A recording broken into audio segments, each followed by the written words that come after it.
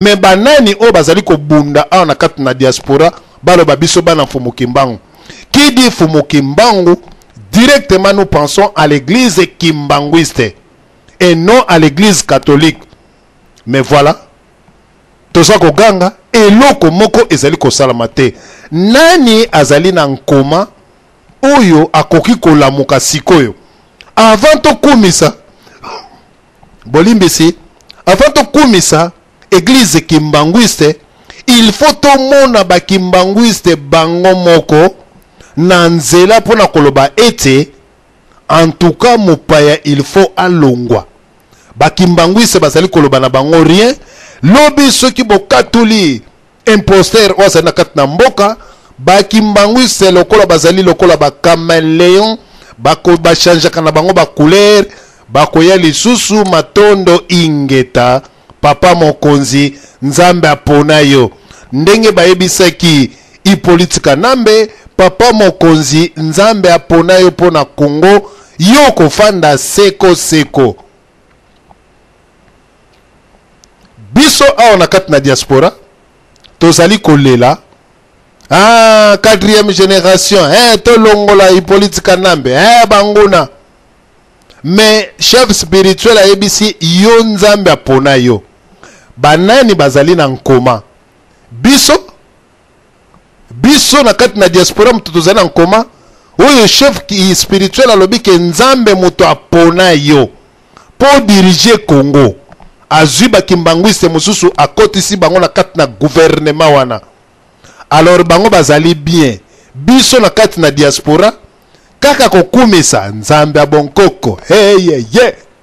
Est-ce que motuna nazali kotuna yo ndeko nanga congolais ngai congolais, est-ce que bomona ka kimbanguiste bazali awa na Europe ebele bazali na ba fanfare na bango, bazali na ba grosse quête na bango, bazali na ba caisse claire na bango, oyo babetaka ba tambour na bango. Est-ce que bomona ka bango na ba manifestation wana eloko tozali koloba ndeko oyo amonaka ba kimbanguiste na ba manifestation balati ba teni na bango ya vert blanc abenga na kati na radio lisolo a expliquer biso bato tozali koyoka te na yebite soki ngai moto nazali na nkoma ou bien bino bato bozali na nkoma esengeli to longola nkoma oyo ezali epai ya ba congolais. Lelo ezali likambo na nkoma ya kolongola bato ya solo bandeko wana ezalaki kote kimbanguiste. Namoni papa na biso mayamba yo tiela biso pe mwa mundule kala te tokota na église oyo babengi église de réveil oyo bato balata bakombo ya ba apôtre ya lokuta ya miyibi ya ndoki ba prophète ya miyibi ya lokuta ya bandoki esika oyo pe lisusu babomi Congo na ndenge moko ya kosakana te. Ennemi ya congolais bato wana babomi Congo na ndenge ya kosakana te. Papa na biso mayamba mwalo yembo tokota na groupe de réveil lisusu bandeko boya kotalisa ngai nani azali na nkoma. Nkoma ezali epai na biso ba congolais. Nkoma wana esengeli na biso tolongwa na kati na nkoma kuna na bateke toyoka papa na biso kabye amanja mwana tani kibati bangal mabam ibaram atiter ngol mbo manji munjig mate ngongora njari toni nila na borgo nunga tsuko kagawo ako wejeme jerna mabo logla wala go logla wala baratar nyer mulle wompane ngam fo wombo manji on de la fin pour avoir pour de la fiera me manche lililio e balinga kelke ba yiken mo mambu ana ken continue tulu gimplo ana ken continue lu yelinga gulu mergo gula banji go wanji kaye mon balagi mon banji mon bagobe dan yel pangal so mbo baje ngane yansema ko bugindera nderge ibana konga myababo ngane yansema ko bugindera nderge ibana konga myababo wo ugera mwana ngo landera mbwinguje ngambara tarmo wo bengel njerba mama mwantie njerba mama mwantie tarabana kato mutuli gaje mamsyo les pouilles de roulam en kirwango et je dirais yimngi bindem ayore korulam en kirwita to roulam angi shungana go kanye jonga biti mambo jonga kirkul marwa lage jonga kirkul mo be gumbo gulunga mbulungo ngafumbe jaga kirgone ramona demba hokugengo kuntino nona samwa uginsini jaga kirgononga tsego kala kubanko jaga kirngani mfolo jaga kirngambala ndema bowanga ngambala tarzere ngoma ngoma finta silula angwana kujin kululumo ngoma nangu tsino mongangre de agungula yure le na macham anga yomani kugungula yum bolomo mambile mola ngozin ngambalatar yesel do furwan kim meram furanga tar tuni fon chong ni bo nyomban mawangane jo awangon ngambala atar yela sambwa ngayino kangi bagin fulbanya ngegen kungula yure na manga changa yomadi kim mfovye jo awangon ngambala nkagame ngombe inchuri kirimbo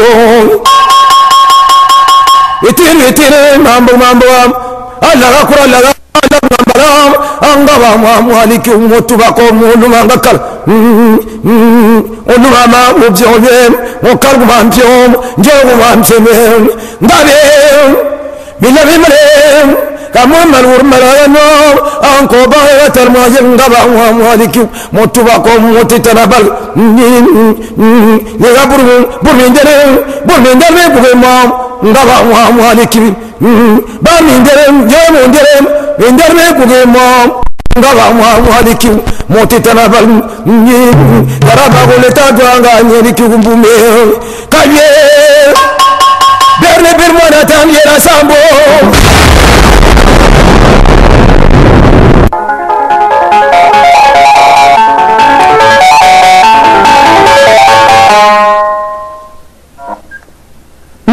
de l'imbécile. Aux gens montrent que dans papa.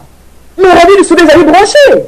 Mais oui, il y a un gros la femme de la gawa na kachanda konanga. Mais c'est qui toko. Mais quand on dit ma maman, on dit merangai. Radio du soleil, ils en a top. Mon côté.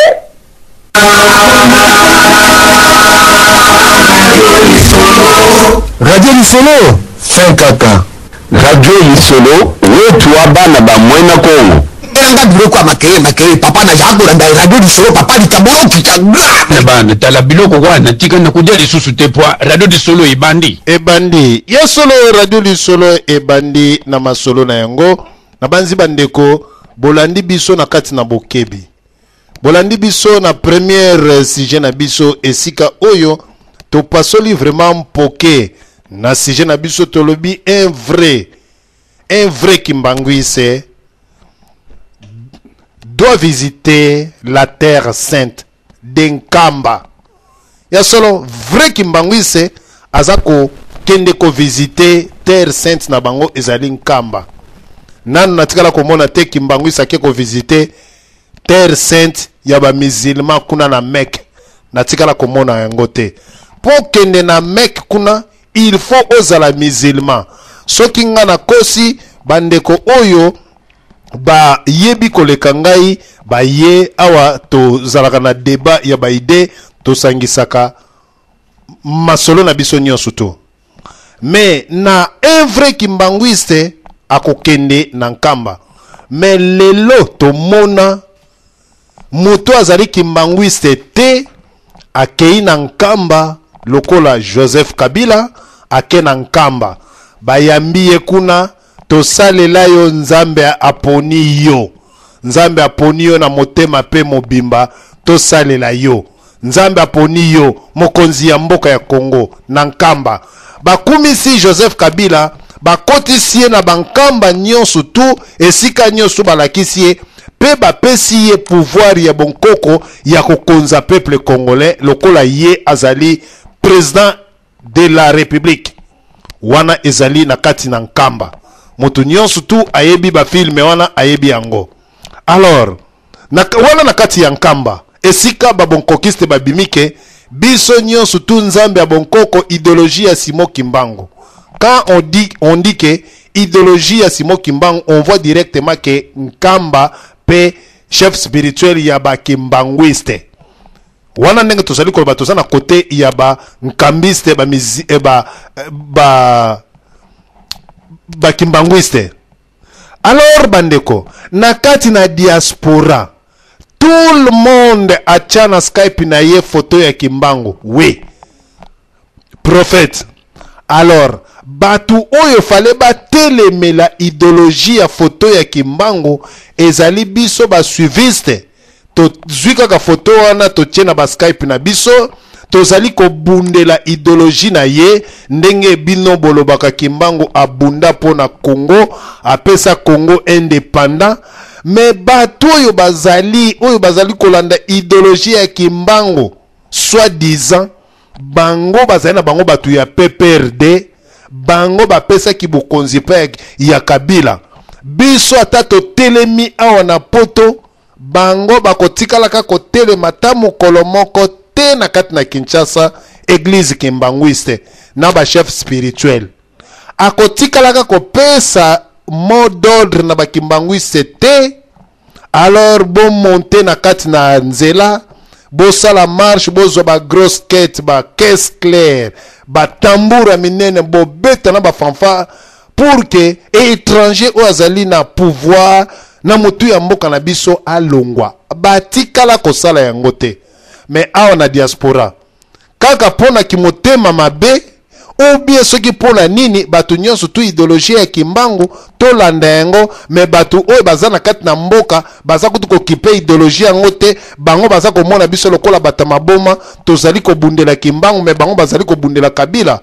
Peuple congolais lelo en tout cas il faut te longona nkoma soki lelo tokomona ndeko azali ko bundela Kimbangu soit to landa nzambe bonkoko soki tomoni ba Kimbanguiste ba telemite na kati na diaspora na ba fanfare na bango ba telemite na kati na Kinshasa ndeko longola photo wana ya Kimbangu na kati na Skype na yo kokumisa yango te parce que bino nyonso tu bozali batu oyo bozali ko soutenir pouvoir en place. Alors wana mutu na mutu azwa ba responsabilité oyo azali koloba parce que trop c'est trop. Peuple congolais azali ko kufa, peuple congolais azali ko mona pasi biso to ganga na mikili na poto mais bango kuna bafandi silence absolu. Silence absolu. Yesolo bandeko esika oyo tozali koloba boye oyo abundi nani? Abundi Kimbanguiste nini azali ko bunda? Bazali ko bunda. Population ya ba Kimbanguiste ekoki ko changer match na kati na RDC parce que bazali ebele ya kosakana te na nzela ya nkamba bazaire soki batomboki population wana changement comme que bazali kozwa biloko na bango biso to nyoko makana ba Skype komona mutu ache photo ya Kimbangu mais soki otuni ye ba Kimbanguiste basalaka nini akokoka ko expliquer yo te. Motu nyonso o azali kolanda ngai abenga oya monika za na photo ya Kimbangu abenga ayebisa biso musala o ba Kimbanguiste bazali kosana kati na Kinshasa musala o ba Kimbanguiste bazali kosana kati na diaspora côté ba manifestation wana toleki côté ya ba Kimbanguiste tokoti na église oyo babengi église de réveil esika bato nyonso tu okomono apôtre bakombo wana bato balinyango mingi apôtre prophète bishop pasteur to nani